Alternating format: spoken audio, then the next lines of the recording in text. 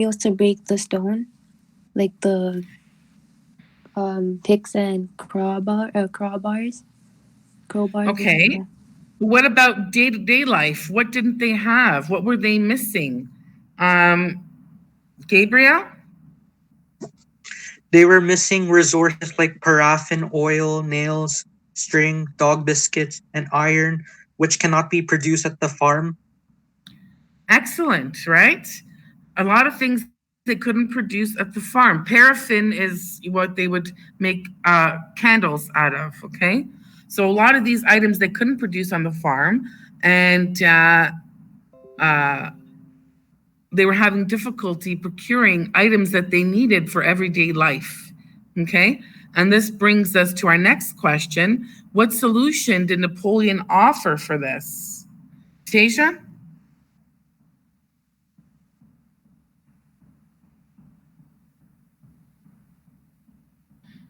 Tasia? Miss, that's for question 3, right? 2B. Oh, I actually didn't.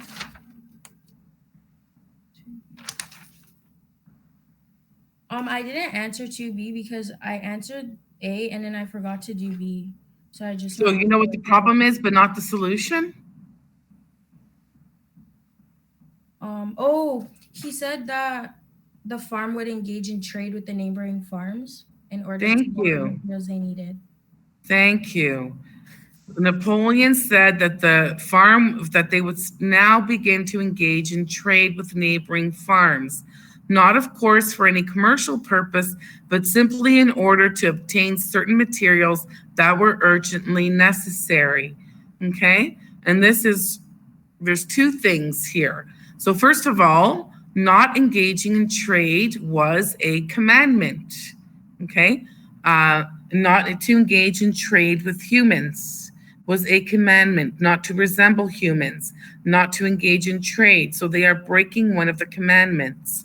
And number two, this represents in the Russian Revolution, Stalin and Russia having to begin to engage in trade with Western Europe, right? Who the people believed as to be evil capitalists.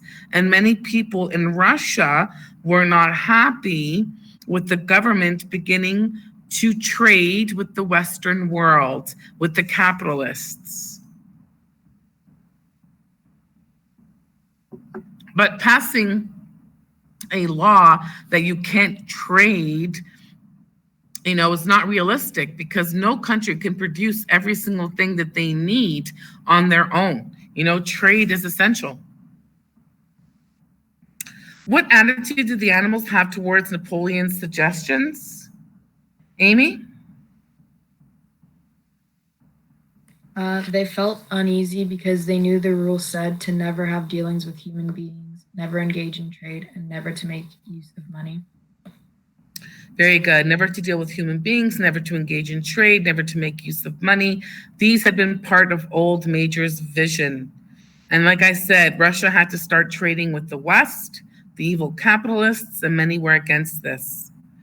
Next question. How did Squealer convince the animals that this was the correct course of action? Harsimran? The animals were forced to... Wait, question 4, right? 3B. Guys, pay attention. You should know what question we're on. 3B. I didn't get that one. What? It's a total content question. It's not a thinking question. How did Squealer convince the animals that this was the correct course of action? This is a really important question, actually, for your essay on the theme of manipulation. Maya Career? Maya?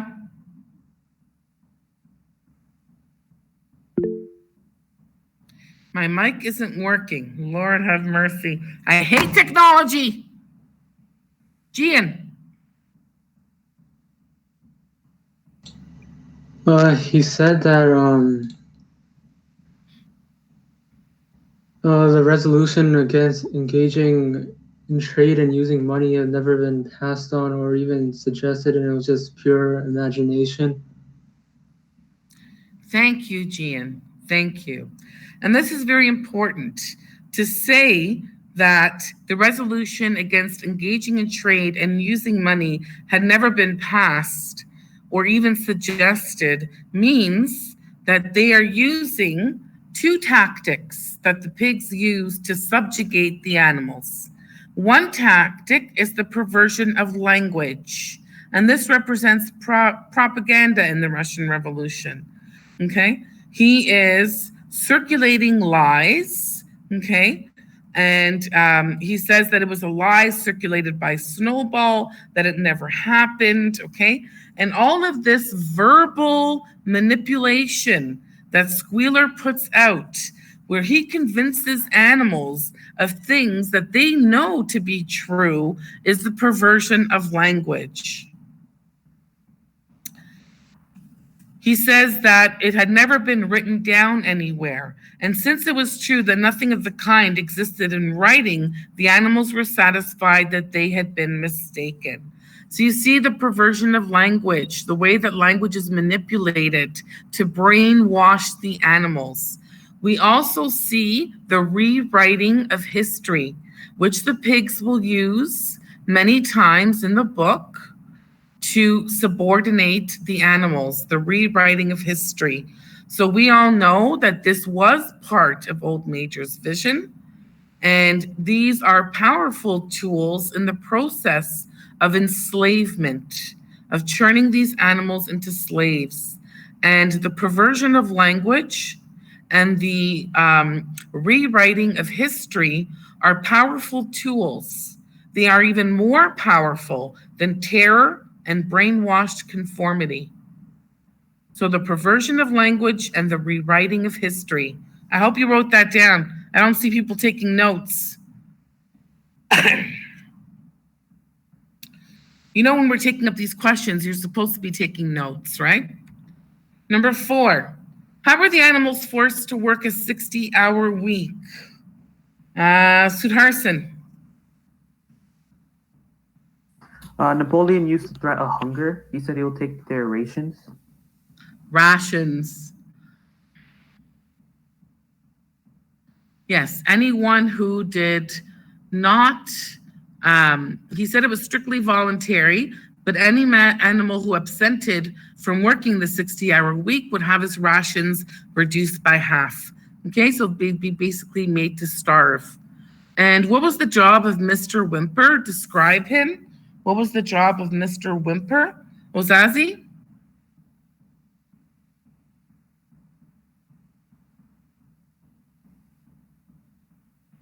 Ozazi?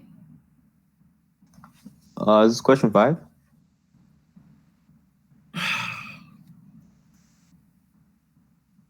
Yes.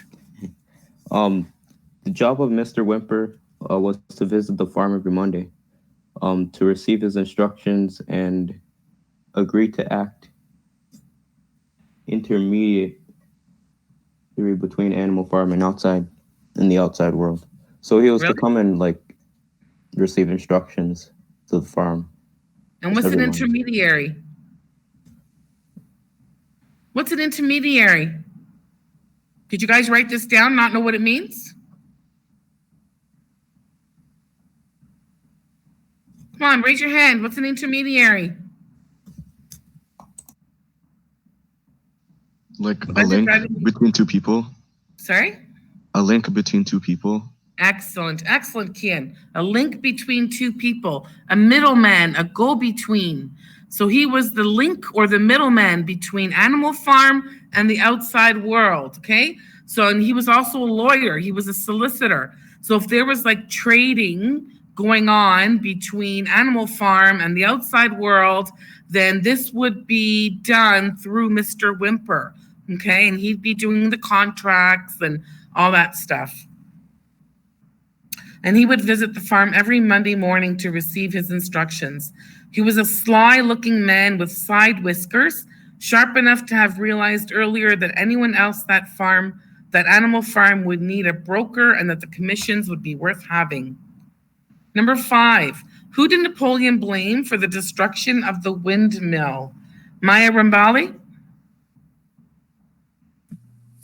Napoleon blamed Snowball for the destruction of the windmill. Very good. Can anyone tell me what a scapegoat is? What is a scapegoat? It's like a way out of something. Very good. It's someone that you blame so that you can have a way out. Okay? Someone that you blame. So, we know that the windmill collapsed and that was Napoleon's fault. Okay? But as with most dictatorships, Napoleon uses Snowball as a scapegoat. He blames him for all the farm's troubles. The ruler, therefore, appears to be faultless for anything that happens. No blame ever goes on the ruler. All the blame goes on the scapegoat. The ruler is seen as infallible. That means he is incapable of making mistakes. He is infallible. And in this way, you can play with the emotions of the people. 6, what penalty did he impose on Snowball and what reward did he offer for him? Sarah?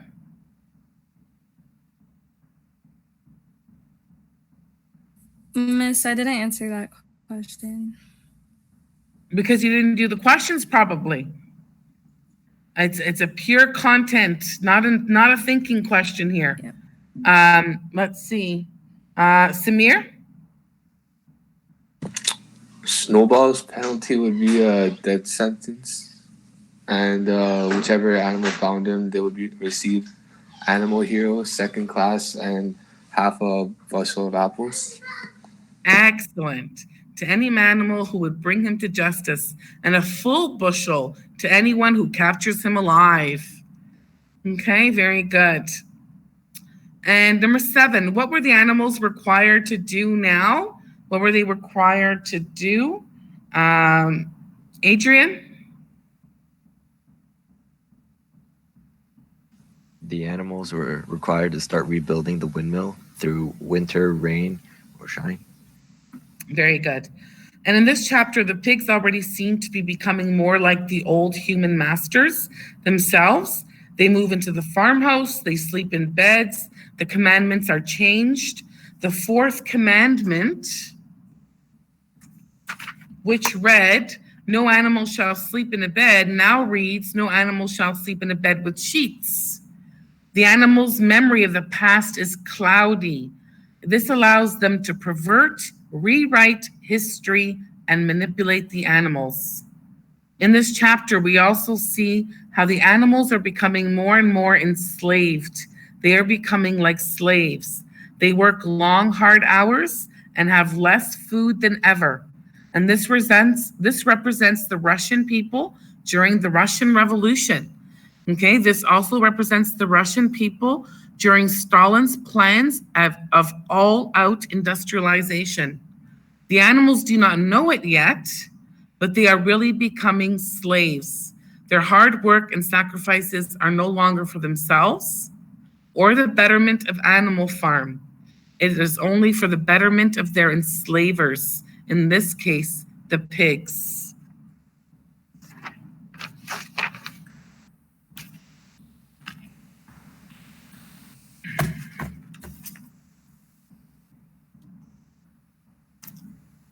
Okay, guys, a few things you should be doing when we are taking up chapter questions.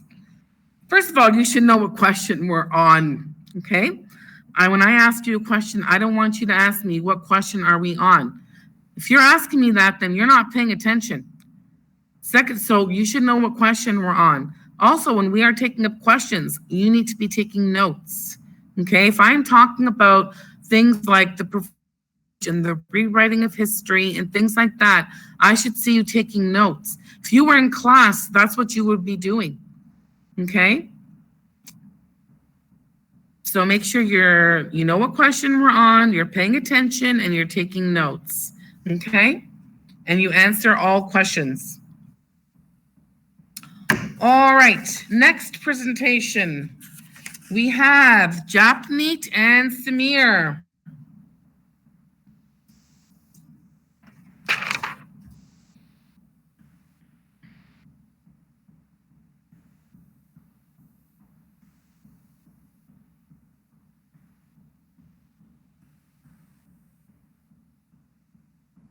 Japneet, Samir, you ready? Oh yeah. Yeah. Miss, how do we share the slide onto? Okay, so you press present, Yeah. and then you press a Chrome tab. Then you select your tab, your document, and then you press share.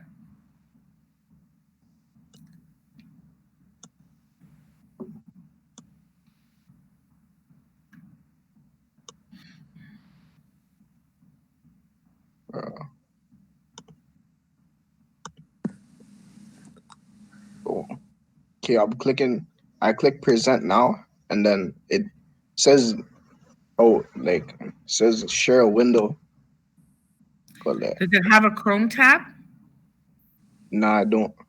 It should have 3 options, right? Google Meet has 3 options. It has a Chrome tab. It has something about a window. Nah, there's no option for a Chrome tab.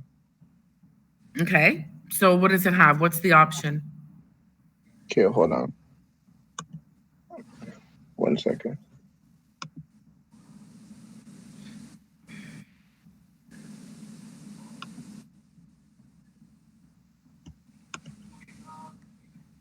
Okay, we can see it now. What did you press, Japney? I just press share my screen, so I don't think Okay, you'll be able to see me. Yeah, I think share your screen is better for the videos anyways. Okay, go ahead. All right. George Orwell by me and Samir. George Orwell was just, for starters, George Orwell was just a pen name. The author's real name is Eric Arthur Blair. Eric was an English novelist, journalist, and critic. He was born on June 25th, 1903, and lived through both world wars. He's famously known for his novel Animal Farm, published in 1945, and his novel 1984, which was published in 1949. Eric grew up in Motihari, Bihar, British India. His family consisted of him, his mother, father, and his sisters. His father served as a British colonial civil servant, and his mother was a stay-at-home wife. He came from an extremely wealthy family, and his parents' attitude was often referred to as snobbish. He suffered from bronchitis all his life, but that didn't stop him from reading. Eric was especially interested in science fiction, ghost stories, and William Shakespeare's plays. When Eric was 4 years old, his family returned to England, where they settled in a village near London. Not too long after finally settling, his father went back to India. Like most young men at the time, Eric was sent to boarding school at the age of 8. It was not long before Eric noticed the teacher's discrimination towards the poor students. He then attended Eton College, studying master writers, and began to develop his own writing style. He was educated in England, and after leaving school, he joined the Indian Imperial Police in Burma. He had come to the understanding the imperialism for which he was serving and decided he would no longer take part in such activities. Imperialism is a political and economic practice whereby a nation increases its power by gaining control or ownership of other territories. After deciding to quit, Eric stayed in Notting Hill, a poor section in London's East End. It was here where he first discovered his love for writing and decided to write 2 novels.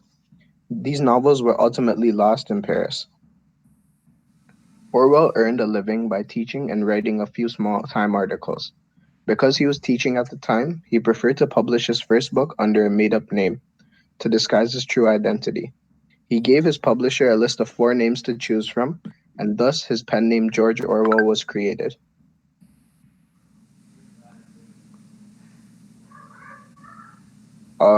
This is a picture of the campus where Orwell studied.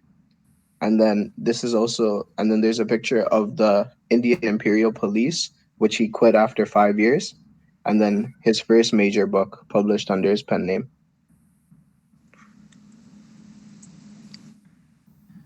His political beliefs and ideology. George Orwell's education helped shape his political views and ideology. He had no certain ideology, he had his own sets of beliefs. He was a socialist, but he was not a Marxist, and he was anti communist. He understood that communism was a method of torture and to bring fear to the people. George Orwell never visited a communist country, so people would be so surprised at his understanding of what people in communist countries go through.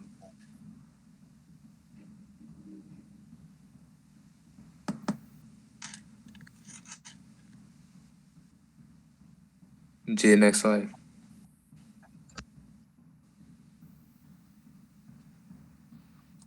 George Orwell wrote a book called Why Write, and in the book he gives some motives he had while writing his books, and he also believes those motives are for everyone while they write. Also in the book he gives some insight on being bullied in school and being lonely, which also steered him towards writing.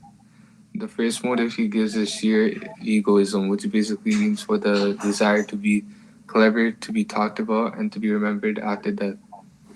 The second motive he gives is aesthetic enthusiasm, and it's the desire to share an experience the author feels is valuable enough for the book. The third motive he gives is historical impulse, and it's storing facts and true ideas for the people of the future, and also it gives people a type of idea of what society they should strive after. The fourth and last motive he gives is political purpose, and what he means by political purpose is to alter other people's ideas of what kind of society they should strive after. These are just the four motives why he writes and why he thinks other people write or should write. His views on communism. In Orwell's opinion, all political theories and ideologies except socialism are hopeless and disenchanting. By saying this, Orwell did not mean utopian socialism. His aim was to split the two types of socialism and establish the realistic one. He didn't want people to have false hope. Although socialists did not claim they could make the world perfect, they're trying to improve it. In Orwell's point of view, most of the labor parties were only concerned with local problems and especially wages. He was anti-communist as well as anti-totalitarian, but he did not criticize the Soviet Union because he could not clearly understand what went behind building the system of society. While writing his novel in 1984, he was fully convinced that the communist revolution in Moscow was just a failed experiment. The communists got a permanent ruling caste, which was neither elected nor recruited by birth, which meant they had to rule the country in a totalitarian style. Orwell did not like communism because he saw that the communists always had to find scapegoats to hide their own failure from their errors. The Spanish Civil War only reinforced his view on communism and fascist regimes in general. He saw that their only aim was to get power over Spain and that they did not care about improving life quality for their current citizens. Consequences he faces and contribution to the Russian Revolution. In his books, he would share his political beliefs and his ideology, and because of that, he would get threatened by many, especially communist countries, because he is anti-communist. In 1945, while he was doing reporting work in Spain, the communists tried to kill him but failed. In the wake of their attempt to kill him, George Orwell asked Ernest Hemingway for a pistol so he could carry it for safety. George Orwell hated the idea of communism mostly because of his experiences in the Spanish Civil War and getting shot, which made his hatred stronger for communism. He wrote Animal Farm to show the evils of communism and how Joseph Stalin was an evil member of communism.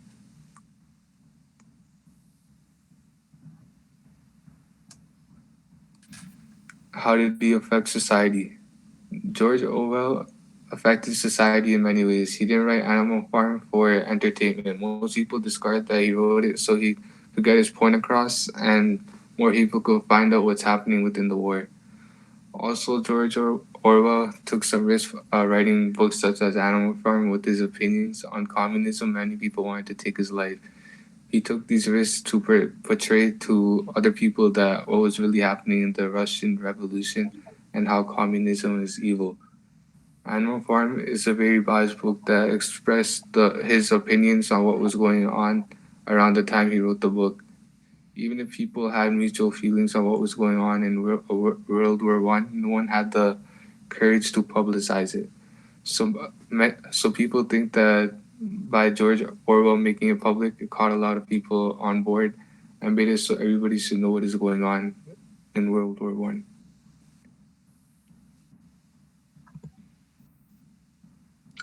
Miss, I think we have the same video as the last presentation.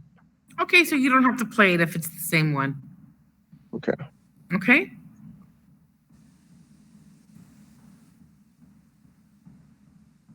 Okay, you also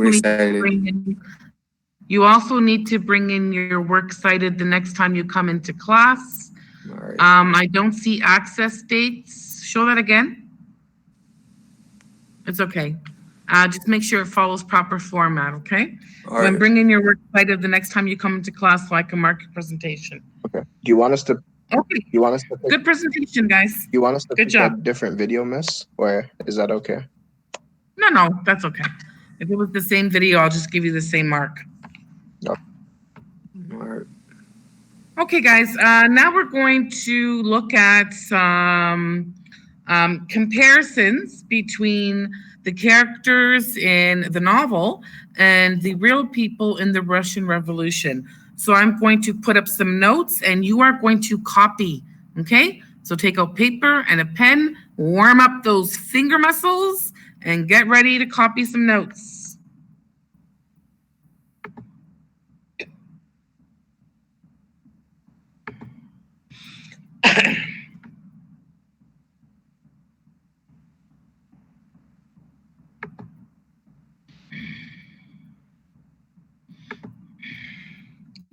Okay, so copy this note.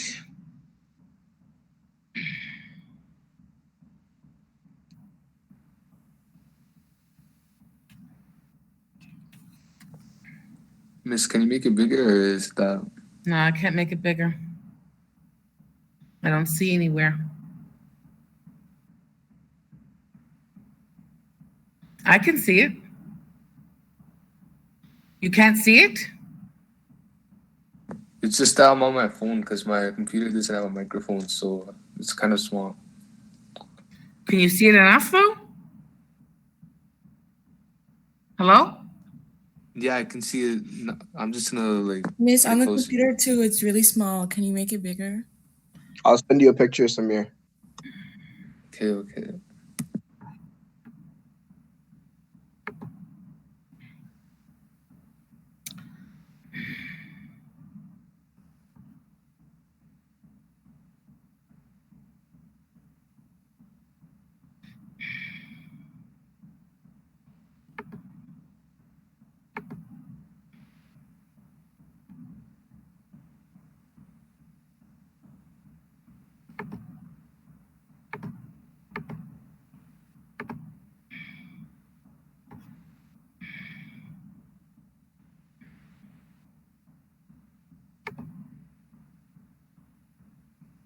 Hold on, I think I made it bigger. Let me just go back and see.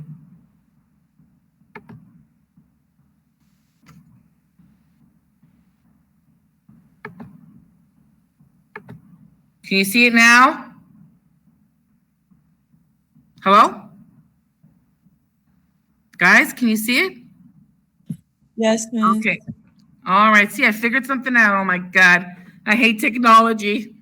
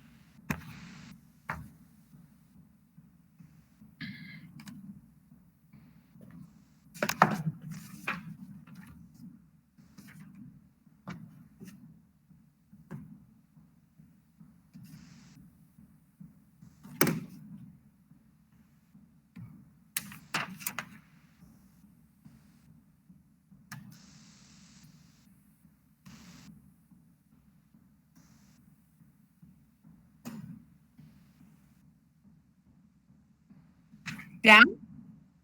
Scroll down? Like this? You're still up there? Oh, you can't do it that way, because then you're not going to be on the same page as everyone else. Koa, you can't do that. I have to scroll down for everyone else.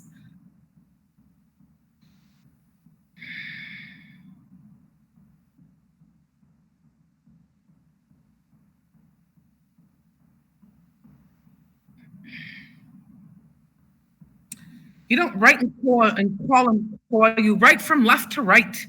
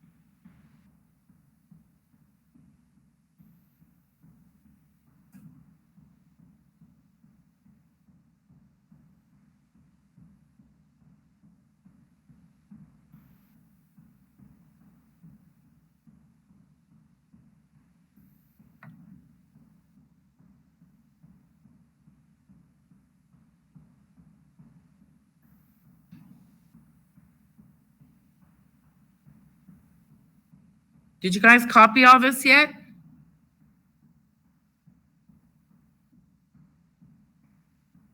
Is anyone still copying?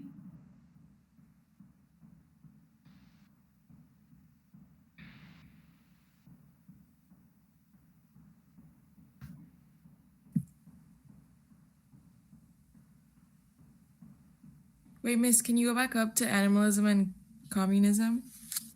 I just asked if anyone's still copying. I thought you were talking about the one before that. Okay. Wait, Miss, I'll take a picture of it so you can scroll back down. No, that's okay. I have a feeling that there's other people too.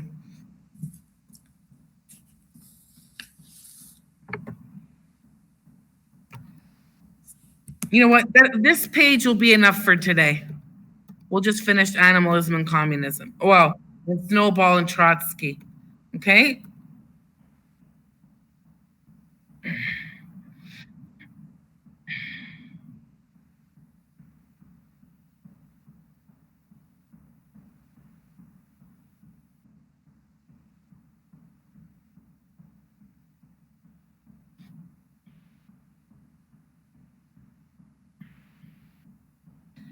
I don't want you taking a picture of it, people. You're supposed to be copying.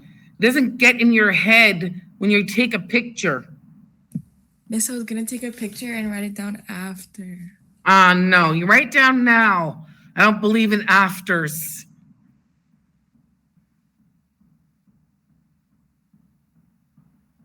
I'm old school, pen and paper.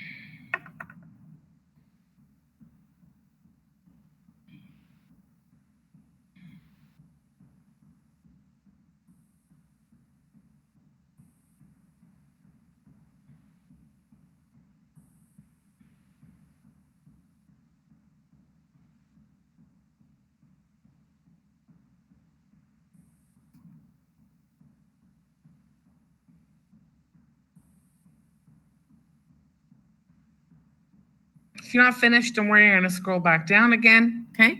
So on one side, we have Animal Farm. Whoever is making all that noise, shut your microphone off. On one side, we have Animal Farm. The other side, we have the Russian Revolution. So we have Mr. Jones. He was irresponsible to his animals. He lets them starve. He forgot to shut the peepholes at night on the chicken coops. He was sometimes cruel. He beat the animals with a whip. Sometimes he was kind. He mixes milk in the animal's mash. Okay, and he is comparable to Tsar Nicholas II. Tsar just means king in Russian. Okay, he was a poor leader at best compared to Western kings. He was cruel, sometimes brutal with opponents, sometimes kind, hired students as spies to make money. Okay, and just like Mr. Jones, he was ejected. Then we have Old Major. He represents Karl Marx. So Old Major is the one who came up with the idea of animalism and its principles. He believed that the animals or the workers do all the work, while Mr. Jones or the farm owners kept all the money, and that the animals needed to revolt. He dies before the revolution. So he represents Karl Marx, who invented communism or Marxism. His slogans were "Workers of the world unite." So he believed that the workers of the world, or the proletariat, had to unite and take over the government. He also dies before the Russian Revolution. Then you have the concept of animalism. So this concept is that there are no owners, no rich, but no poor. Okay, so all the animals would own the farm. There'd be no owner. The workers would get a better life. All animals would be equal, and everyone owns the farm. In communism, it's the same. There's no private ownership. Okay, the government would own everything, but the people would own the government. That's how it would work. No private ownership. All people are equal. Everyone would be paid equally. There would be no classes, no upper, middle, and lower class. Everyone would be the same. The government owns everything, but the people own the government. So no private ownership. Then we have Snowball. He's young, smart. He's a good speaker. He's idealistic. He really wants to make life better for all the animals. He's one of the leaders of the revolution. He's the one who tried to improve life for the animals on Animal Farm. For example, he wanted all the animals to be educated. He was setting up all those committees. He wanted to build the windmill so that the animals would have less work. Okay, he's chased away into exile by Napoleon's dogs. And he represents Leon Trotsky in the Russian Revolution, who was the other leader of the October Revolution. And he was a pure communist. He followed Marx. He wanted to improve life for all in Russia. The history of Russia would have been very different if Leon Trotsky had taken over its leadership. But unfortunately, he was chased away by Lenin's KGB. It's not Lenin, it's Stalin. Stalin's KGB. So you need to make a change there. And it's Stalin's secret police.